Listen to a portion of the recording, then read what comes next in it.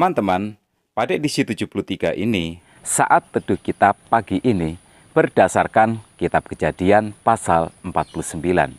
Pasal ini adalah kata-kata terakhir Yakub seperti yang dijelaskan oleh ayat 33.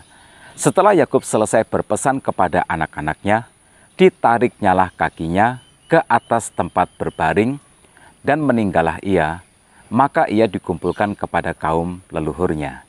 Jadi apa yang diucapkan Yakub ini sangatlah penting. Dia adalah bapa bangsa, keturunannya akan menjadi bangsa yang besar, dan melalui keturunannya pula lahirlah juru selamat. Pesan terakhir Yakub berisi berkat dan nubuatan, namun ditulis dalam bentuk puisi Ibrani. Jadi apa yang diucapkan Yakub pastilah sudah dipikirkannya sebelumnya matang-matang. Pada ayat yang pertama dikatakan, kemudian Yakub memanggil anak-anaknya dan berkata, datanglah berkumpul supaya kuberitakan kepadamu apa yang akan kamu alami di kemudian hari. Yakub menyampaikan nubuatan kepada anak-anaknya, bukan sebagai nubuatan pribadi, tetapi sebagai pemimpin suku. Musa menuliskan ini karena dia ingin Israel melihat keadaan mereka saat ini yang sedang berjuang untuk memiliki tanah perjanjian dan melihatnya di dalam terang rencana Allah. Akan ada banyak pertempuran yang tidak mudah. Iman mereka tidak boleh goyah. Mereka sedang menggenapi janji Tuhan. Musa juga ingin Israel selalu memiliki harapan bahwa pasti akan ada keselamatan dari Allah, karena janji Mesias akan lahir dari bangsa ini. Ada beberapa catatan penting dari berkat dan nubuatan ini yang disampaikan oleh Yakub. Yang pertama, emosi yang tidak terkendali akan merugikan diri sendiri. Kepada Ruben, Yakub menyampaikan bahwa Ruben kuat, tetapi ketidaksanggupannya untuk mengendalikan nafsunya membuat dia kehilangan keunggulannya. Ruben tidur dengan gundik ayahnya dan dia kehilangan posisinya dalam keluarga sebagai pewaris utama. Mungkin apa yang dilakukan Ruben bukan tentang godaan seksual. Ini mungkin lebih bersifat politis. Ruben melawan keputusan ayahnya yang memilih Yusuf sebagai pemimpin keluarga. Ruben tidak menerimanya, lalu dia mengambil gundik ayahnya sebagai simbol hak untuk memerintah keluarga. Ruben memiliki nafsu yang tak terkendali tentang kekuasaan. Dia memperjuangkannya dengan caranya sendiri yang salah dan Ruben ditolak. Dia kehilangan kekuasaan dan keunggulannya. Begitu juga dengan Simeon dan Lewi.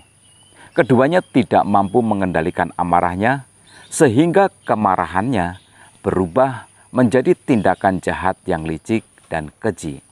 Ketika adiknya Dina diperkosa Sikem, mereka menggunakan perjanjian suci Abraham tentang sunat untuk menipu semua laki-laki di kota Sikem dan membantainya secara keji dan merampasi seluruh ternak mereka.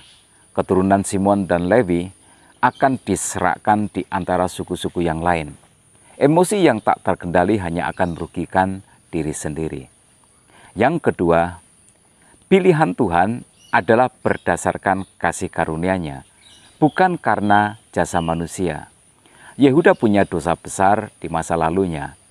Dialah yang memutuskan untuk menjual Yusuf sebagai budak. Dia pula yang berinisiatif untuk membohongi ayahnya bahwa Yusuf mati diterkam binatang buas. Yehuda juga punya insiden yang memalukan dengan Tamar. Tetapi lihatlah apa yang terjadi. Di bawah pimpinan Roh Allah, Yakub mengucapkan berkat terbesar untuk Yehuda. Dia akan memerintah saudara-saudaranya, dia akan mengalahkan setiap musuhnya, dia akan sangat diberkati dengan kemakmuran dan kejayaan. Dan dari keturunannya akan lahir Mesias, Sang Juru Selamat. Berkat Yehuda bahkan melebihi berkat Yusuf. Musa ingin menunjukkan kepada Israel bahwa jika seseorang berbalik kepada Tuhan dan bertobat, seperti yang dilakukan oleh Yehuda, Tuhan akan memberkati mereka dan memberinya kasih karunia Tuhan tidak peduli seberapa besar dosanya. Pertobatan mendatangkan berkat yang indah dan kasih karunia Allah. Yang ketiga, apa yang tidak kita kuasai akhirnya akan menjadi yang menguasai kita. Nubuatan Yakub untuk Zebulon dan Isakar adalah Zebulon akan berdiam di tepi pantai laut dan dia akan menjadi pangkalan kapal dan batasnya akan bersisi dengan Sidon.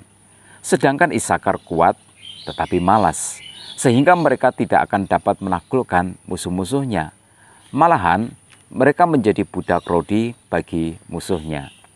Dan Zebulon sendiri akhirnya wilayahnya tidak mencapai pantai dan tidak sampai Sidon. Nah, apa yang tidak kita kuasai akhirnya akan menjadi menguasai kita. Yang keempat, untuk Dan, Yakub menubuatkannya sebagai hakim bagi Israel. Dan adalah anak Yakub dari Bilha. Nama Dan diberikan Rahel untuk menggambarkan keadilan Tuhan, dan Yakub menubuatkannya sesuai dengan namanya. Yang kelima, Gad dinubuatkan akan selalu mendapatkan gangguan dari kerajaan tetangganya, namun dia akan menyerang balik mereka dari belakang. Sedangkan Aser akan mewarisi daerah yang subur dan melayani para raja. Naftali akan memiliki anak-anak yang indah, sedangkan Yusuf dinubuatkan akan mengalami kemakmuran dan kelimpahan. Berkatnya digambarkan seperti pohon buah-buahan di tepi air. Tuhan senantiasa melindunginya dan berkat Yakub akan turun ke atasnya. Masa depannya berkelimpahan dengan berkat Tuhan. Benyamin diberkati seperti serigala yang menerkam mangsanya dan membagi-bagikan jarahannya. Ini adalah merupakan nubuatan kesuksesan bagi Benyamin. Pelajaran apakah yang dapat kita petik dari berkat nubuatan Yakub untuk anak-anaknya ini? Saya hanya menyampaikan beberapa saja, dan diantaranya adalah yang pertama, masa lalu menentukan masa depan. Karena itu berhati-hatilah di dalam melangkah. Karena apa yang kita lakukan sekarang ini akan berdampak besar di masa depan. Sebagian masa depan kita dibentuk oleh masa lalu kita. Yang kedua, seberapapun besarnya dosa kita di masa lalu, jika kita bertobat, maka seperti Yehuda, Tuhan akan memberkati kita dan memberikan kasih karunia-Nya yang indah. Yehuda tidak hanya dikaruniai kekuasaan untuk memerintah saudara-saudaranya, tetapi dari keturunannya lahirlah raja yang hebat, Raja Daud, raja yang termasyhur, dan juga lahir Juru Selamat Yesus Kristus. Yang ketiga, nafsu yang tidak terkendali, nafsu keserakahan yang tak terkontrol, akhirnya hanya akan merugikan diri sendiri. Ruben kehilangan posisi dan hak kesulungannya, sedangkan Simeon dan Lewi terserak di antara suku-suku Israel, tidak memiliki wilayah kekuasaannya sendiri. Yang keempat, apa yang tidak kita taklukkan pada akhirnya akan menaklukkan kita. Ketidakmampuan Isakar menaklukkan musuhnya akhirnya menjadikan sukunya menjadi budak rodi bagi musuhnya. Yang kelima, sukses terletak di dalam Tuhan. Semua berkat indah yang diterima Zebulon, Naftali, Aser, Yusuf, dan Benyamin adalah dari Tuhan datangnya. Apakah inspirasi dan motivasi bagi kita? Sejatinya, semua adalah karena kasih karunia Tuhan semata. Jalanilah hidup dengan ketaatan, dengan kerendahan hati, dan dengan ketulusan.